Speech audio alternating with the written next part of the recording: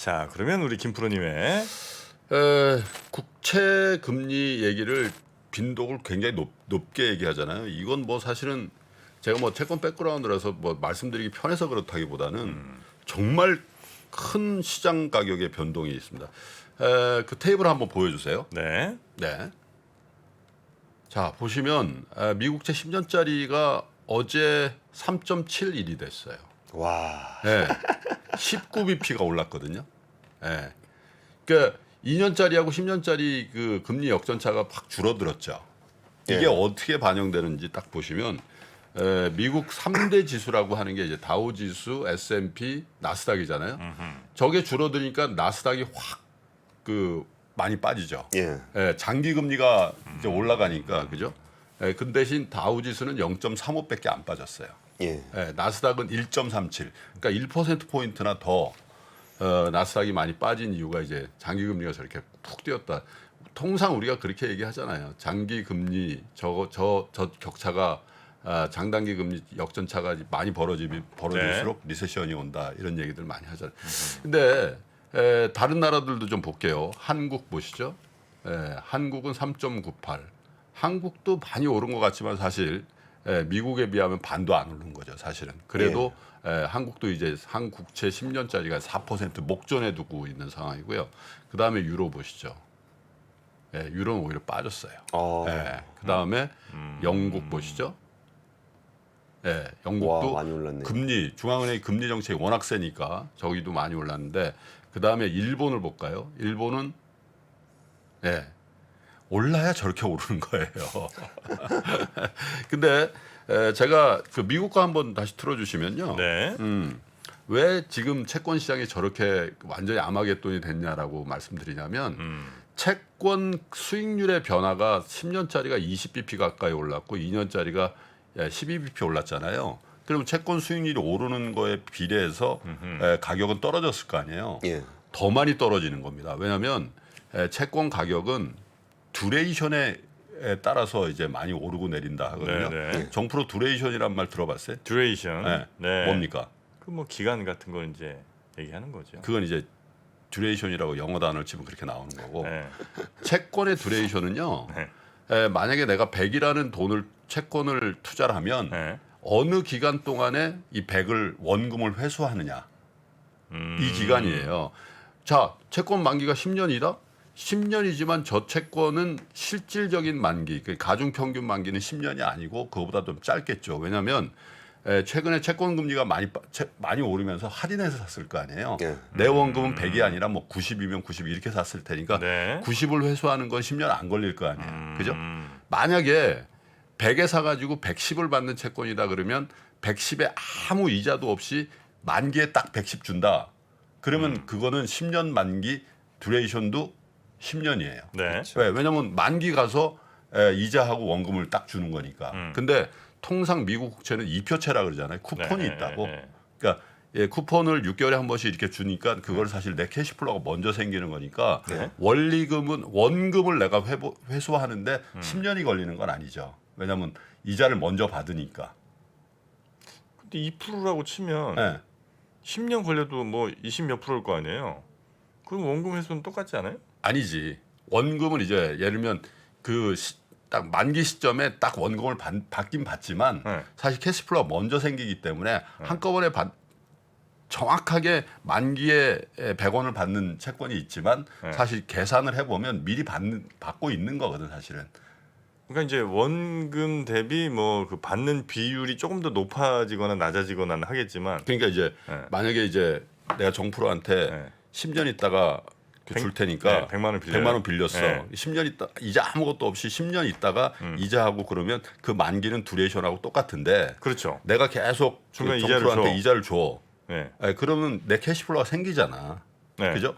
그리고 나서 만기에 내가 이제 그 뭡니까? 원금을 반환한다 하더라도 네. 사실은 그 원금 그 회복 기간은 더 짧게 된 거지 사실 계산상으로는. 그러니까 좀 미리미리 받긴 그렇지. 받는다 이거죠. 그래서 이제 제가 이제 말씀드리고 싶은 거는 네네. 채권 금리가 저렇게 움직이는 거는 채권 가격에 영향을 줄 텐데 듀레이션이 길면 길수록 훨씬 더 가격의 낙폭 등폭이 그리고 뭐 이렇다는 그렇겠죠. 얘기죠. 예. 그거에 이제 비례한다는 얘기를 하고 싶은 건데 10년짜리가 이제 저렇게 20bp 가까이 올랐다는 거는 네. 2년짜리가 20bp 오르는 것보다 평균적으로 몇 배씩 더 가격 변동이 있었다라는 얘기잖아요. 그래서 어제 미국 그 채권 시장의 그 참여자들은 네. 굉장한 소동이 있었던 시장이고 아마 저 정도 수익률이 올랐다는 거는 네. 제가 볼 때는 그냥 펀더멘털을 반영했다기보다는 손절이 나온 거라고 봐요. 손절매. 예, 그래서 이런 상황인데 이런 것들을 반영해서 달러가 로켓을 달았죠. 예, 달러 인덱스를 한번 보실게요. 네. 예, 화면 보여주세요. 달러 인덱스 차트거든요, 저게. 예. 자, 1년짜리 차트인데 그냥 거침없이 올라갑니다. 예, 111.29. 우리가 저게 뭐 90 넘어가면 좀 위험합니다. 네, 이런 얘기를 맞아요. 했었잖아요. 네. 근데 111.29니까 사실 신흥국을 비롯해서 다른 나라의 주식시장이 박살이 나고. 예, 올라갈 수가 없는 그런 환경을 만들고 있다 이런 거고요. 네. 예, 그래서 전반적으로 제가 이제 그 오프닝 때도 말씀드렸지만은 저 채권 금리 미국 채권 금리가 저렇게 요동을 치고 있는 상황이면은 나머지 이제 위험 자산에 대한 투자를 정말 보수적으로 할 수밖에 없을 거고 그리고 이제 사실 이제 대부분의 이제 자산 있는 분들은 지금 굉장한 기대를 하고 있을 수도 있어요. 왜냐하면 기본적으로 야 무위험 자산 수익률 10년짜리를 어쩌면 5% 줄 수도 있겠네. 통상 그렇게 생각하면 여기에 위험 가중치가 있는 뭐 예를 들면 다른 채권, 회사채 이런 것들은 스프레드를 더 높이면서 발행되거나 유통이 될 거거든요. 제일 안전빵이 5% 주니까 그렇죠. 그보다 조금 위험성 갖고 가면 뭐 7% 10%막 간다는 거죠. 당연하죠. 그리고 사실은 주식도 어떻게 보면 여기에 수렴하게 돼 있다라고 보는 거거든요. 주식의 배당 수익률이라든지 네, 이런 네. 것들도. 그래서 기본적으로 이제 아까 그러면 돈이 다 어디가 있냐 이런 거죠. 채권 2년짜리나 1년 반짜리, 1년짜리 사잖아요. 그거 어차피 만기 받는 거기 때문에 그걸로 트레이딩을 할 이유가 별로 없어요. 가격 제가 두레이션이 짧기 때문에 가격 변동폭이 네네. 그만큼 없다 그랬잖아요. 네. 그래서 지난번에 한 달 전쯤에 제가 1년 반짜리 채권 삽니다 이렇게 얘기했잖아요. 사실은 그거는 만기 받을 거기 때문에 사실 그때나 지금이나 가격의 차이가 그다지 물론 가격이 조금 빠졌을 거예요. 그래서 만약에 여유 있는 사람이 가장 안전하게 보관한 건 뭐냐? 그냥 하루짜리죠. 네. 하루짜리. 예, 언제나 찾을 수 있는 수시 입출. 근데 네. 그건 이자가 없기 때문에 그 중간 어디선가 좋은 캐리를 할 수 있는 게 뭐냐? 그러면 쿠폰이 굉장히 낮은 절세를 할 수 있는 1년 정도 남은 1년 반 정도 남은 그건 언제든지 매각할 수도 있고 담보를 활용해서 또 대출을 받을 수 있다 이런 말씀드렸는데 네. 어쨌든 저런 미국채 금리의 폭등세가 달러 인덱스를 계속 높이고 그런 상황이 연출이 됐고 그 다음에 이제 우리 주식시장을 비롯한 신흥국 주식시장의 저런 달러 인덱스의 거침없는 상승세가 어떻게 부정적으로 영향을 미칠지에 대해서도 우리가 또 우려를 갖고 네. 봐야 되는 상황이다 이렇게 보셔야 되겠습니다. 네, 우리 김프로님 한번 저 채권 특집 좀 해달라는 목소리가 높습니다.